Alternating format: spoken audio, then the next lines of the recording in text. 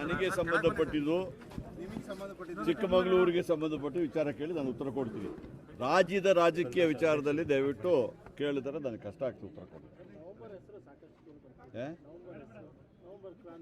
ನೋಡಿ, ಸಾಕಷ್ಟು ಕ್ರಾಂತಿಗಳಾಗಿದೆ.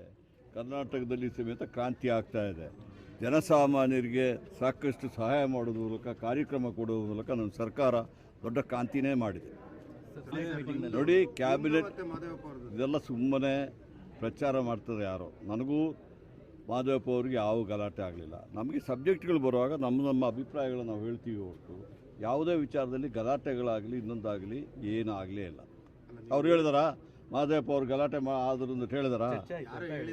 ನೋಡಿ, ಅವ್ರನ್ನ ಕೇಳಿ ನನ್ನ ಕೇಳಿದರೆ ಆ ಥರ ಯಾವುದೂ ಗಲಾಟೆ ಆಗಿಲ್ಲ. ಕ್ಯಾಬಿನೆಟಲ್ಲಿ ಚರ್ಚೆ ಆಗ್ತಾ ಇದೆ. ನಮ್ಮ ಅಭಿಪ್ರಾಯ, ಅವರ ಅಭಿಪ್ರಾಯ ಅವರು ಹೇಳ್ತಾರೆ, ನಮ್ಮದು ಅಭಿಪ್ರಾಯ ಹೇಳ್ತಾರೆ. ಅದರಲ್ಲಿ ಏನು ಹೇಳಿಲ್ಲ. ಅದು ಕ್ಯಾಬಿನೆಟಲ್ಲಿ ಏನು ನಡೀತಿದೆ ಅದು ಗೌಪ್ಯವಾಗಿರ್ತದೆ. ಅದನ್ನು ನೀವು ಹೆಂಗೆ ಅದನ್ನು ಪ್ರಚಾರ ಕೊಡ್ತೀರಾ, ಅದಾಗಿದೆ ಅಂದ್ಬಿಟ್ಟು ನಾನು ಹೇಳ್ತಾ ಇದ್ದೀನಿ. ಆ ಥರದ್ದು ಯಾವುದೂ ಇಲ್ಲ. ನಾವು ಮಾದೇವಪ್ಪ ಅವರು, ನಾವೆಲ್ಲ ಸಚಿವ ಸಹೋದ್ಯೋಗಿಗಳು.